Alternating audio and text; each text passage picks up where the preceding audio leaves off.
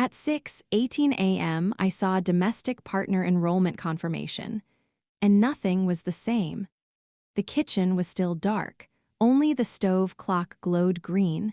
I stood barefoot on the cold tile, holding my phone like it weighed 10 pounds. On our shared laptop, an email was open. I hadn't even searched for it. It was just there, a notification that popped up when I woke the screen. Subject line, Domestic Partner Enrollment Confirmation. I read it twice, then a third time. My husband's name was right there. Evan R. I heard the refrigerator hum. I heard a car pass outside. Normal sounds in a life that suddenly wasn't normal. My hands started to shake. I set the laptop down on the kitchen table like it might bite me. And the worst part, I wasn't shocked that he could hurt me. I was shocked that he thought I'd never find out the truth, stay with me, because I didn't scream, I didn't beg, and I didn't post online. I used one misdirected email, a bank notice, and the divorce process to make his new happy ending collapse on its own. I looked down the hall at our bedroom door. Light spilled from under it. Evan was still asleep. I could have stormed in right then, but I didn't. Something in me went quiet, like my brain flipped a switch from feelings to facts. I closed the laptop, not because I was done, because I was about to start.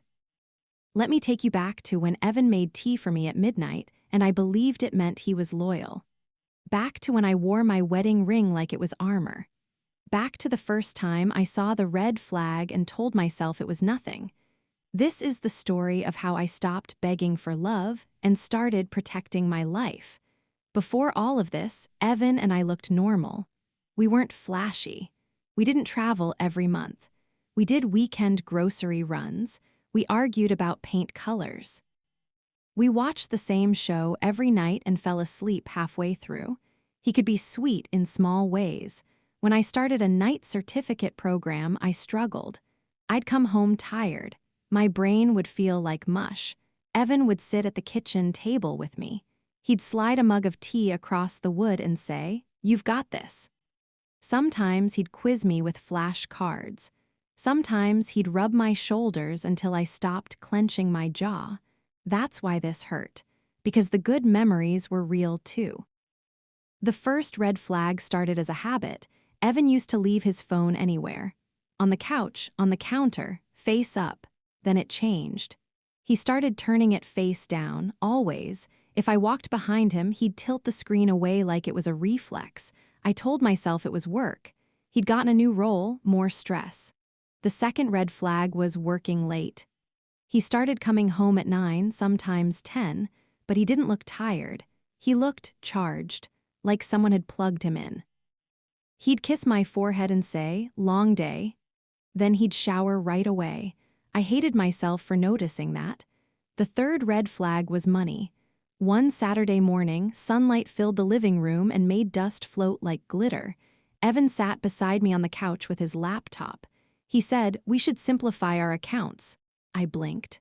"Why?" He smiled like it was common sense. He said, "It's cleaner. One joint setup, less stress." He talked fast. He clicked through screens fast. He wanted me to nod fast. I didn't. I said, "We already have joint accounts." He waved a hand. "Yeah, but we can move things around, better rates, better points." He made it sound like a fun project. I felt uneasy, but I didn't push. That's my flaw. I don't like fights. I like peace. Then his sister Lena called. I had the phone on speaker while I loaded the dishwasher. The plates clinked. Water ran. Lena said, "How's married life?" I laughed. "Same, busy." Evan walked by and kissed my head. Lena said, "Aw, he's a good one." That sentence stuck to my ribs because I wanted it to be true. A few nights later, I asked Evan straight. The living room lamp was on. The rest of the house was dark. The TV was muted. I said, "Is there someone else?" He didn't look offended. He looked annoyed. He said, "What? No, don't be dramatic." That was the lie, not even a good one. He reached for my hand like he was calming a child. He said, "You're stressed from school, that's all." I wanted to believe him so badly that I did, But the uneasy feeling stayed, like a pebble in my shoe I kept walking on anyway. Evan said, "You're stressed from school, that's all." The next week, the air in our house felt thin. Evan was polite, almost too polite. He started complimenting dinner more. He started offering to do laundry. He started saying, "Love you first." It should have made me feel better. Instead, it felt like someone decorating a room that was already on fire. One evening, I was at the kitchen sink. The faucet ran. The window above it reflected my face back at me. Tired, uncertain, Evan walked in, loosening his tie. He said, "I might have a work trip next month." I dried my hands. "Where?" He shrugged. "Maybe Dallas, maybe Atlanta, not sure." I watched his eyes. He didn't look at me when he said it. I said, "Okay." He brightened like he'd passed a test. Then he added, "Also, I need your social security number for benefits updates." I froze. "Why?" He sighed like I was slowing him down. He said, "HR asked, they're redoing the system." I stared at him. "You already have it." He smiled too wide. "Just text it to me." Something in my stomach twisted.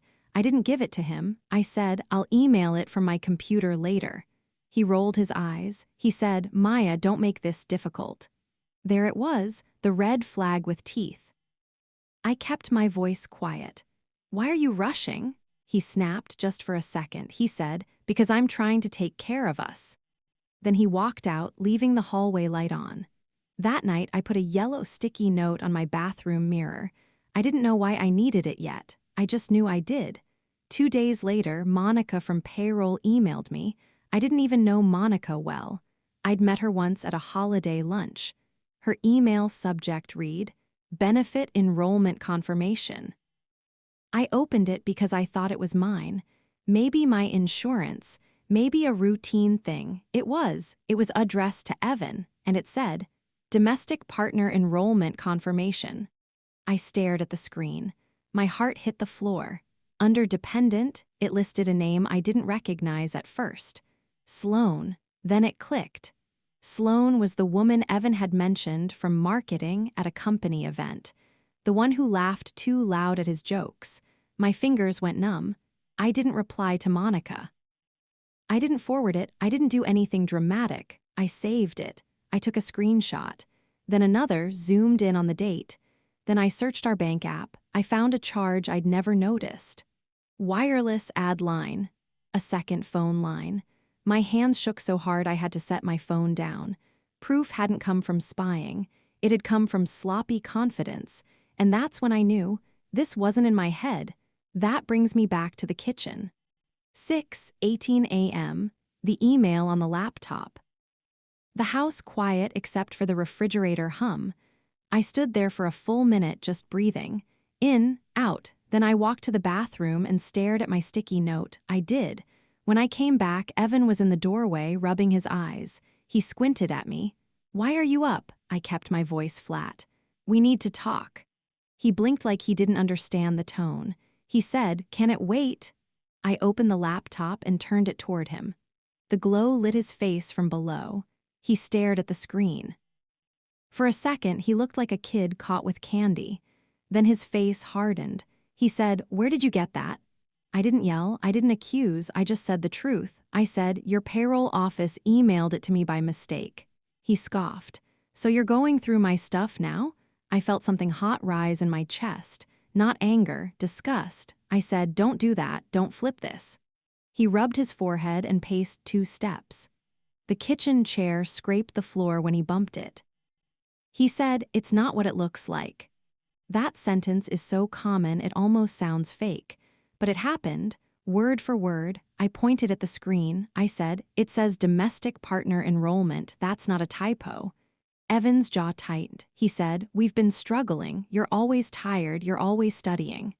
My hands trembled, but my voice didn't. I said, "So you added someone else to your benefits."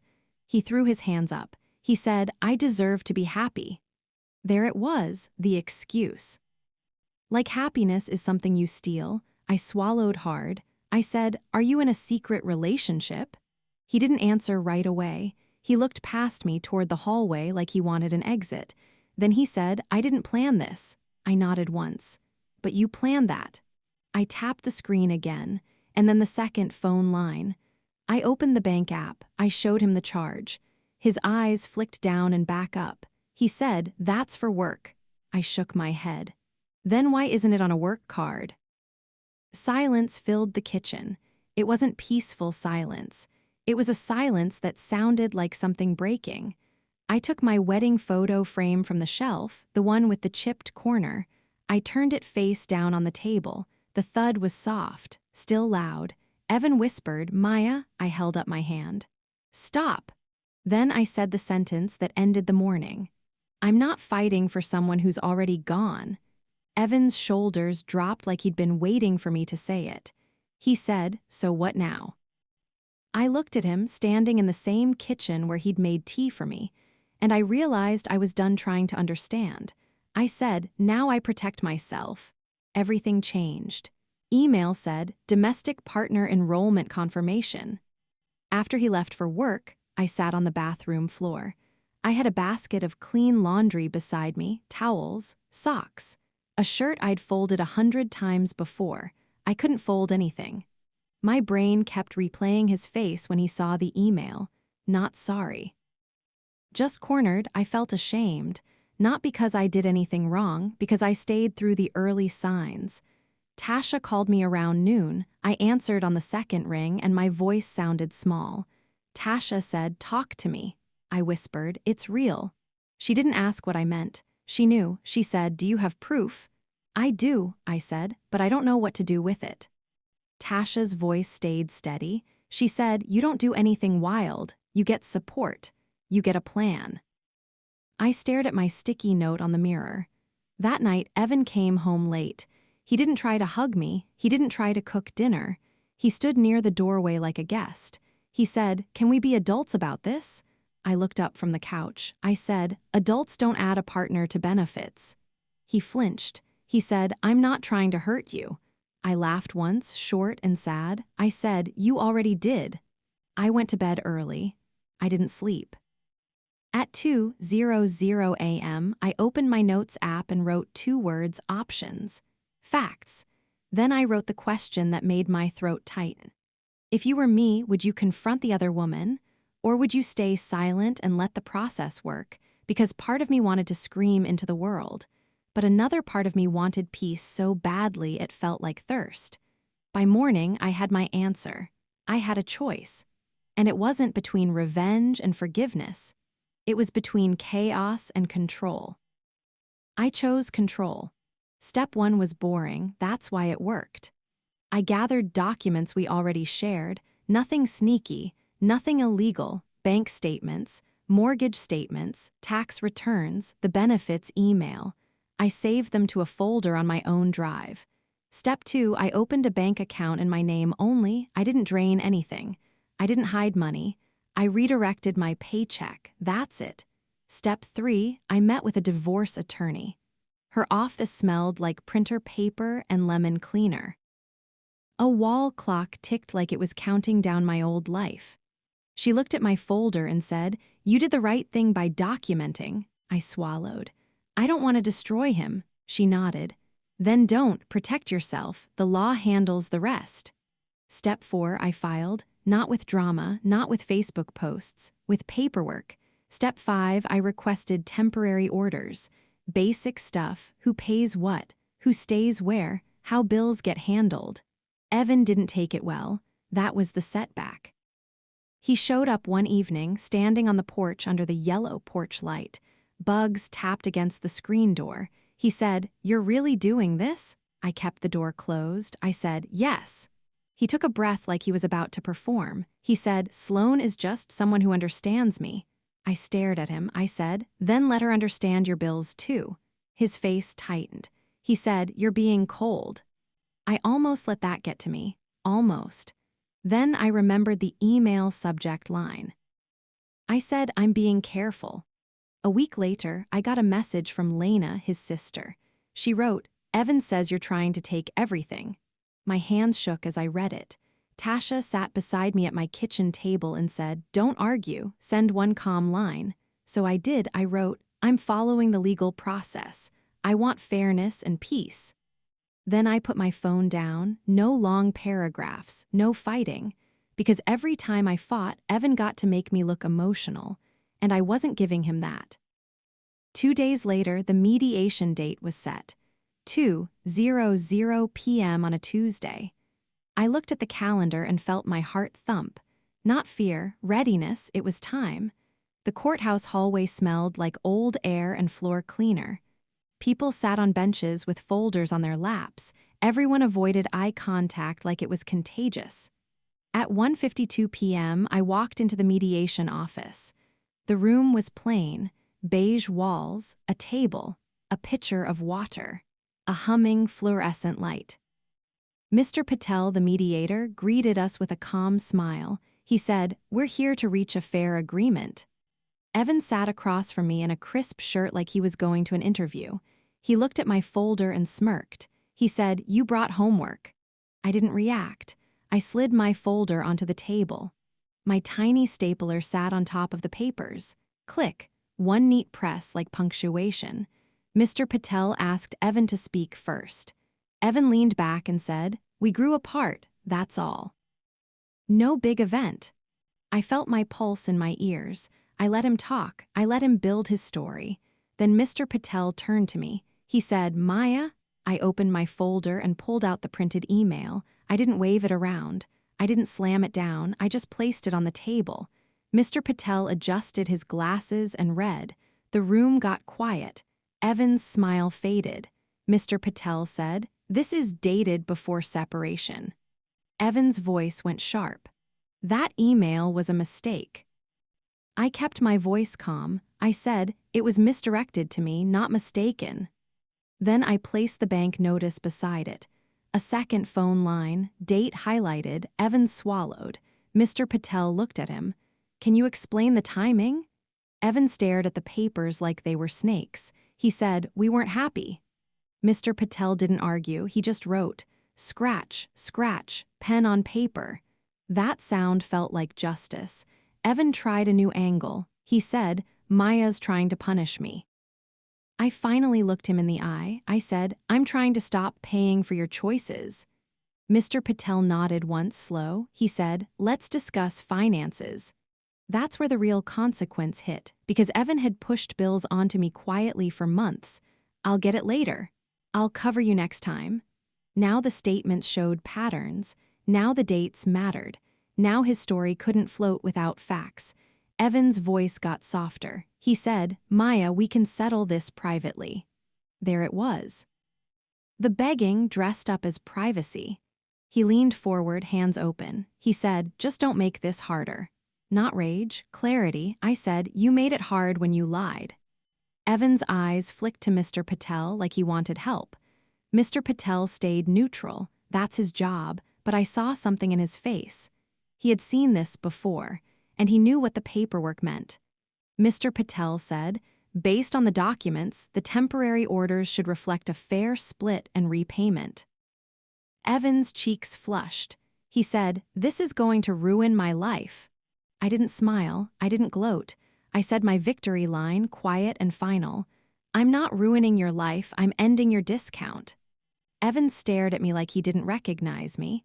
That was the moment he realized it was me, not the forgiving wife, not the quiet woman folding towels, the one who kept receipts. The agreement took another hour. Numbers, dates, signatures. When it was done, Evan stood in the doorway as I packed my folder. He said, "Can we at least be friends?" I zipped my bag. I said, "Friends don't rewrite your life and call it love." Then I walked out into the courthouse sunlight. "I'm trying to stop paying for your choices. Maya, we can settle this privately. I'm ending your discount." A few months later, I heard through Lena that Evan married Sloan. It wasn't a surprise. It was a headline he wanted. But the marriage didn't erase the paperwork. Support payments still came out on schedule. Repayment still existed. Court dates didn't care about wedding photos. And here's the part people don't like to admit. When a man leaves one woman with a secret relationship, he doesn't suddenly become honest. He just changes the audience. One afternoon, I ran into Evan at the grocery store. Fluorescent lights, cold air, the beep of scanners. He looked tired. Not new marriage tired, life tired. He saw me and stopped near the cereal aisle. He said, "Hey," I nodded. "Hey," he glanced at my cart, basic stuff. Eggs, bread, coffee. He said, "You look good." I almost laughed, not out loud, because I wasn't good because he left. I was good because I stopped chasing his story. He shifted his weight. He said, "Sloan and we've had a lot of stress." I didn't ask questions. He added, "She thinks I'm still talking to you." I raised my eyebrows. "Are you?" He looked away. He said, "Not like that." That was all I needed to hear. Same fog, different woman. I picked up my bag and said, "I hope you figure it out." He reached out a little like he wanted to keep talking. I stepped back. My final boundary was simple. I said, "Please don't contact me unless it's about paperwork." He nodded, embarrassed. I walked to the checkout and heard the scanner beep like a steady metronome. That night, I turned my wedding photo frame upright again, not because I missed him, because I stopped letting the past scare me. I'm not proud that my marriage ended. I'm proud I stayed legal. Calm. Clear. If stories like mine help you spot red flags sooner, stick around.